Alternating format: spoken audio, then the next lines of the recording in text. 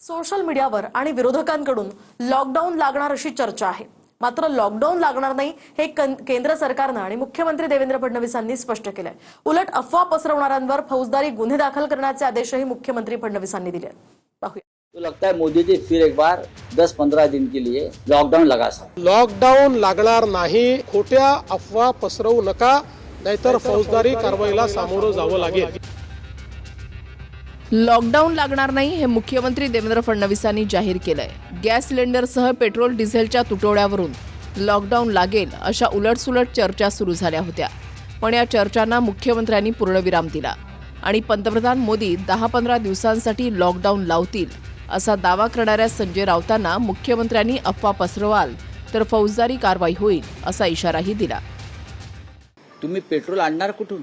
चीन सारख्या देशामध्ये, फ्रान्स सारख्या देशामध्ये साधारण 4 महिन्याचा साठा आहे पेट्रोल आणि डिझेलचा या क्षणी, आणि आपल्याकडे 1 आठवड्याचाही साठा उरलेला नाही ही माझी माहिती आहे दिल्लीतली। आणि तुम्ही कोणाला दिलासा देताय? तुम्ही जनतेला विश्वासात घेऊन सत्य सांगायला पाहिजे। जिस तरह से बड़ी बड़ी कतार पेट्रोल, डीजल, रेशन और रॉकेल के लिए भी लगी है, केरोसिन के लिए, और जिस तरह से सरकार में जोरदार हलचल चल रही है, तो लगता है मोदी जी फिर एक बार 10-15 दिन के लिए डीजल और पेट्रोल की बचत करने के लिए लॉकडाउन लगा सकते हैं। लॉकडाऊन लागणार नाही हे केंद्र सरकारने जाहीर केलेलं आहे।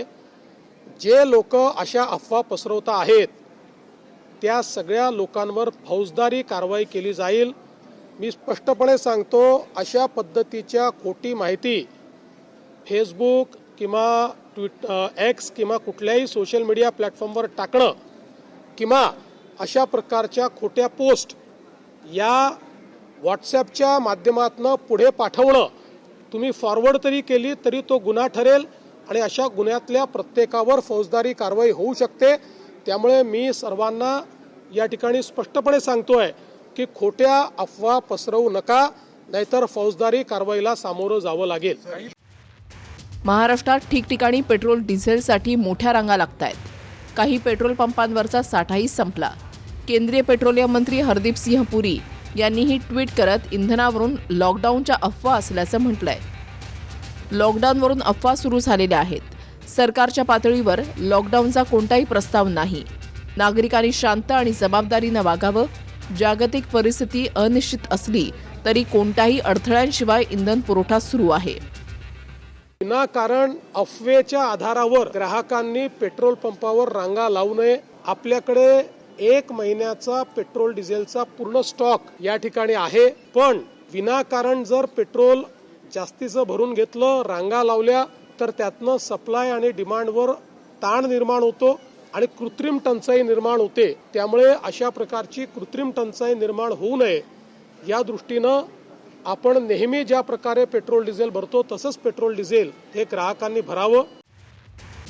पेट्रोल डिझेल आणि गॅसचा तुटवडा जगभरातच निर्माण झालेला आहे। काही देशांनी लॉकडाऊन सुद्धा लावलाय। पाकिस्तानात सरकारी कार्यालयात 4 दिवसांचा आठवडा केला गेलाय। वर्क फ्रॉम होम सुरू करण्यात आलंय। श्रीलंकेमध्ये फ्यूल पास QR सिस्टीम लागू करण्यात आलाय, म्हणजे कारसाठी आठवड्यात मर्यादित पेट्रोल आणि डिझेल देण्यात येईल। श्रीलंकेतही बुधवारची सार्वजनिक सुट्टी जाहीर केली असून 4 दिवसांचा आठवडा करण्यात आलाय।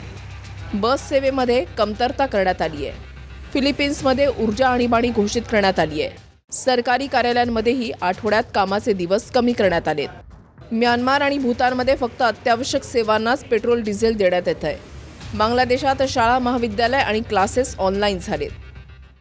ज्यावेळी आपल्या आजूबाजूच्या देशांमध्ये जवळपास शटडाऊनची स्थिती आलेली आहे, पाकिस्तान असेल, श्रीलंका असेल, बांगलादेश असेल, या लोकांनी गॅस आणि पेट्रोलच्या कमतरतेमुळे जवळपास ऑफिसेस बंद केलेले आहेत, इन्स्टिट्यूट्स बंद केलेले आहेत। अशा वेळी भारत सरकारने अतिशय उत्तम मॅनेजमेंट करून आपल्याकडे पेट्रोल डिझेलची कुठलीही कमतरता होऊ दिलेली नाही, घरगुती गॅसची कुठली कमतरता होऊ दिलेली नाही।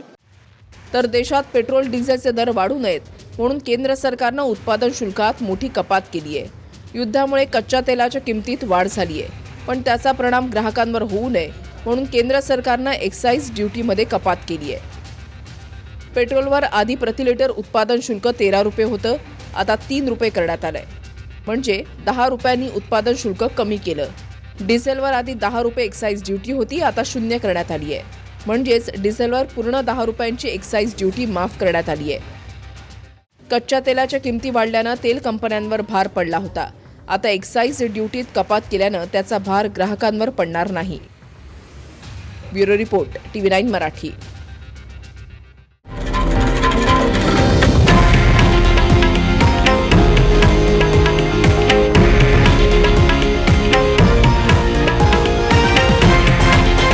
हे आहे देशातील नंबर 1 न्यूज नेटवर्क आणि आपण पाहत आहात TV9 मराठी, एकमेव.